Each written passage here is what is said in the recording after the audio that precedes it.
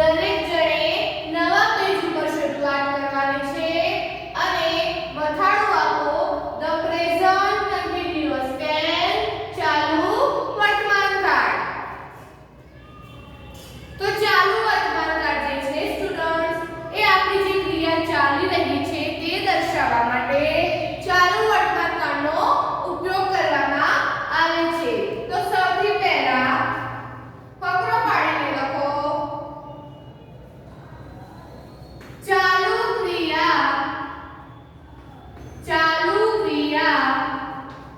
દર્શાવવા માટે present continuous tense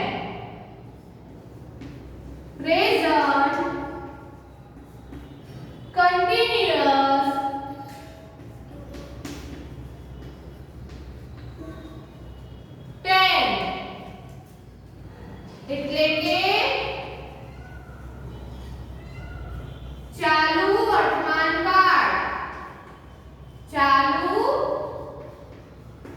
વર્તમાન કાળ નો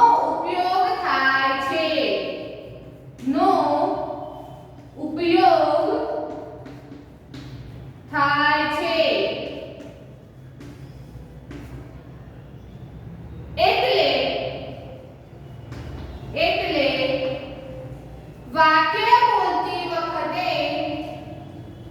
વાક્ય બોલતી વખતે ક્રિયા ચાલુ હોય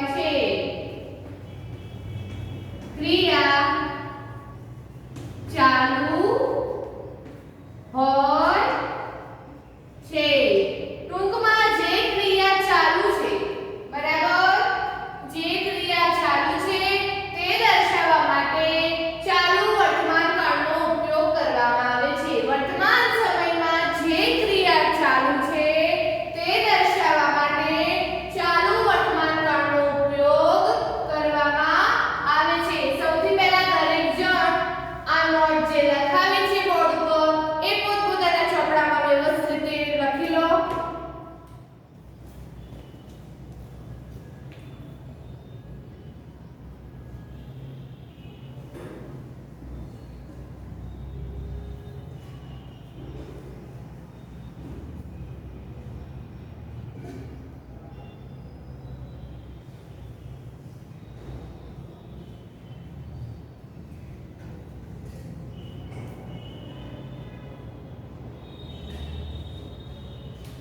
તો દરેક જણને લખાઈ ગયું.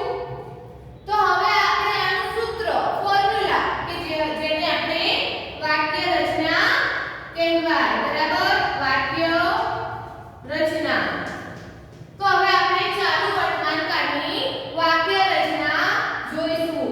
તો એમાં સૌથી પહેલા શું આવે તો કે સૌથી પહેલા કર્તા આવે ત્યારબાદ એટલે કે પ્લસ M is કે R આવશે. M is R બરાબર.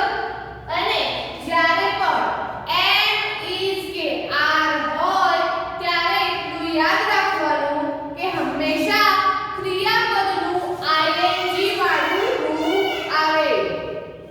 તો અહીંયા લખીશું ing વાળું ક્રિયાપદનું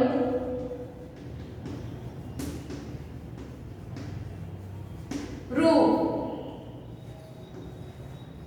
અને છેલ્લે આવશે અન્ય શબ્દો.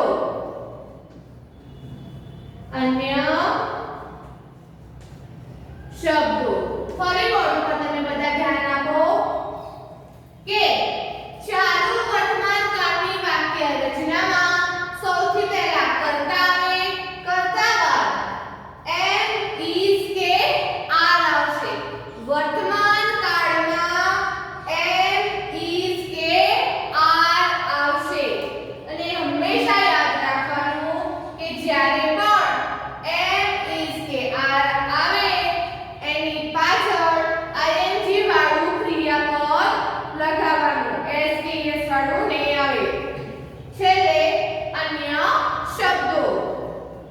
તો આ સૂત્ર પણ દરેક જણ પોતાના શબ્દમાં લખી લો.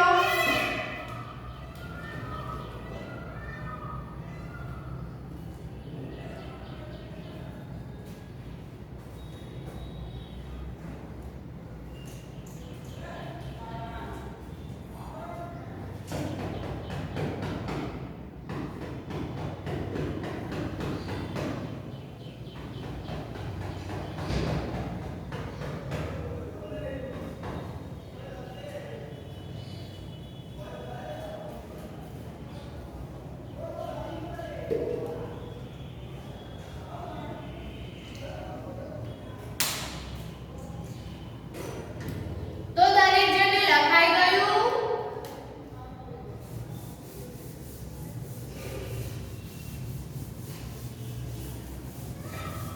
હવે આપણે ચાલુ વર્તમાન કાળના કેટલાક સાદા વાક્યો જોઈશું, જેથી કરીને તમને આની વાક્ય રચના વિશે ખબર પડે.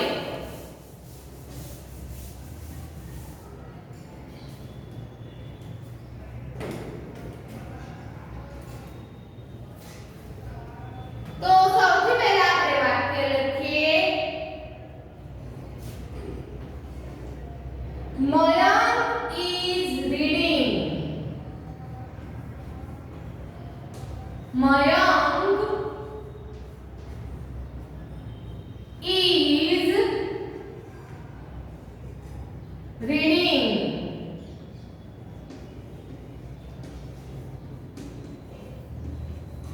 એટલે કે મયંક વાંચે છે.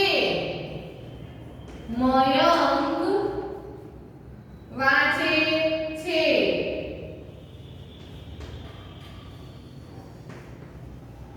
બરાબર. તો હવે દરેક જણ બોર્ડ ઉપર ધ્યાન આપો. આપણે ચાલુ વર્તમાન કાળની વાક્ય રચનામાં સૌથી પહેલા શું લખાવ્યું હતું? તો કે સૌથી પહેલા કર્તા આવશે. કર્તા કોણ છે અહીંયા? તો કે મયંક, ત્રીજો પુરુષ એકવચન. ત્યારબાદ એમ ઇઝ કે આર આવશે. તો અહીંયા છે ઇઝ, મયંક ઇઝ, અને એટલું હંમેશા યાદ રાખવાનું, એમ ઇઝ કે આર આવે ત્યારબાદ ક્રિયાપદનું આઈએનજી વાળું રૂપ આવે. બરાબર. એમ ઇઝ આર પછી ક્રિયાપદનું આઈએનજી વાળું રૂપ આવે. એટલે આપણે અહીંયા રીડની જગ્યાએ રીડિંગ કર્યું. તો શું છે? Mayank is reading. મયંક વાંચે છે અથવા તો મયંક વાંચી રહ્યો છે. બીજું આપણે ઉદાહરણ લઈએ. I am waiting for a I am waiting for a bus at the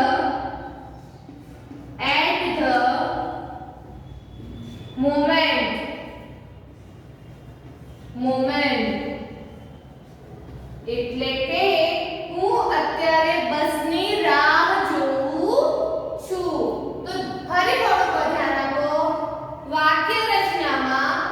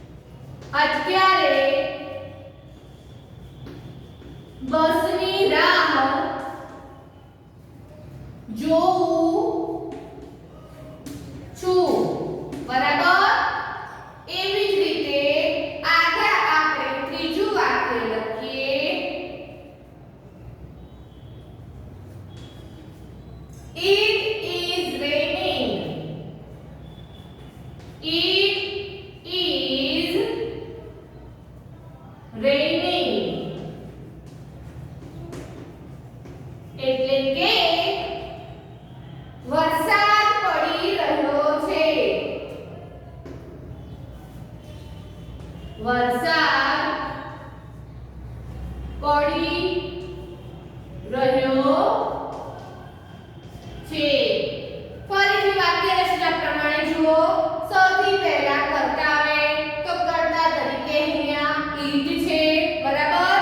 ઈટમાંથી ઈટ મૂક્યું છે. ત્યારબાદ એક વચન છે તે ઇઝ લખ્યું. જો બહુવચન હોય તો આર મૂકવાનું અને આઈ ની પાછળ હંમેશા એમ આવે. બાકી ત્રીજા પુરુષ એકવચનમાં ઇઝ આવશે. તો ઈટની પાછળ ઇઝ લગાવ્યું અને ત્યારબાદ ક્રિયાપદનું આઈએનજી વાળું રૂપ આપણે લગાવ્યું. તો સૌથી પહેલા આ ત્રણ વાક્યો દરેક જણ પોતપોતાના ચોપડામાં લખી લેશે.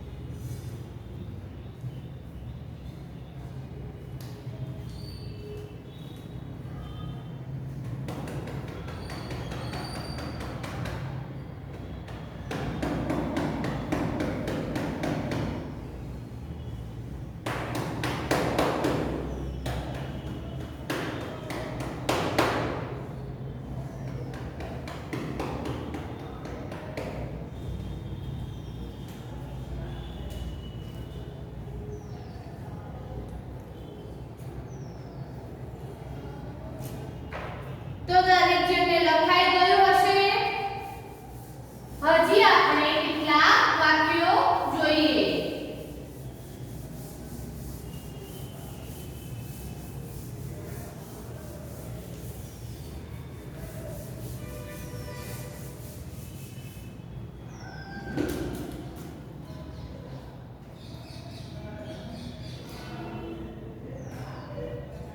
તો ચોથું વાક્ય આપણે લખીશું.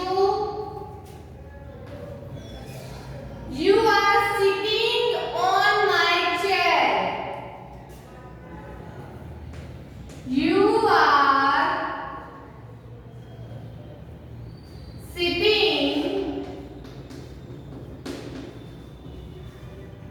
on my chair. એટલે કે તમે મારી ખુરશી પર બેઠા છો. તમે મારી ખુરશી પર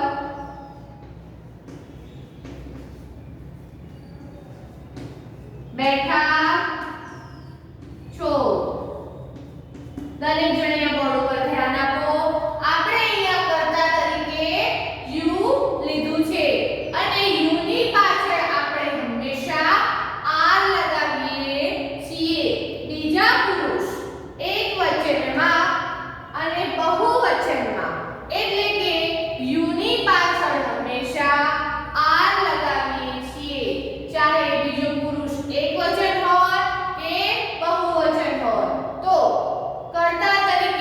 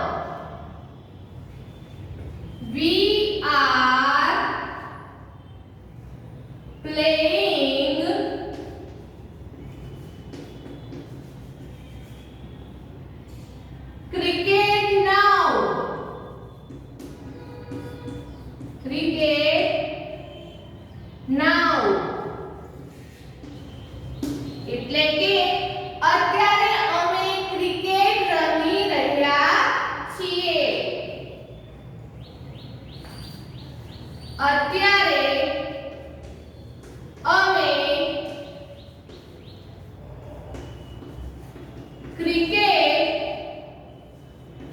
રમી રહ્યા છીએ. બરાબર.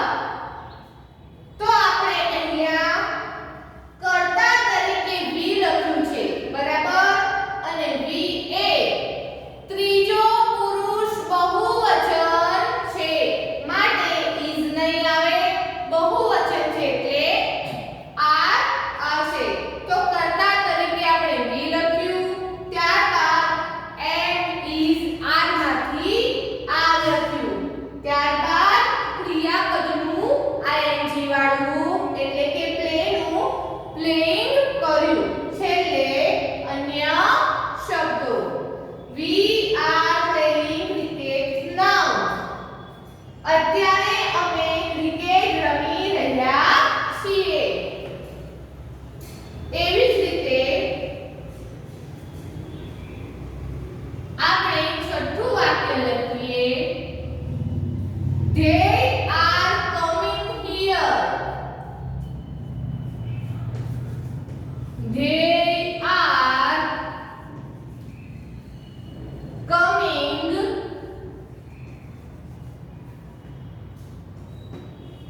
here. એટલે કે તેઓ અહીંયા આવી રહ્યા છે. તેઓ અહીંયા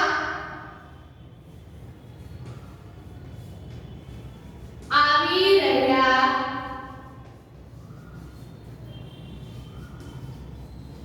છે. બરાબર. હવે કરેક્શન બોર્ડ ઉપર ધ્યાન આપશે. ધે એ અહીંયા કરતા છે અને એની સાથે આપણે આર આવશે. ધે એ બહુવચન છે માટે આપણે આર મૂક્યો છે. તો સૌથી પહેલા કરતા, ત્યારબાદ એમ ઇઝ આર માંથી આર લખ્યો, ત્યારબાદ ક્રિયાપદનું આઈએનજી વાળું આપણે રૂપ લખ્યું, છેલ્લે અન્ય શબ્દો એટલે કે ધે આર કમિંગ હિયર. તેઓ અહીંયા આવી રહ્યા છે. દરેક જણ સૌપ્રથમ પોતપોતાના ચોપડામાં આ બધા વાક્યો લખી લેશે.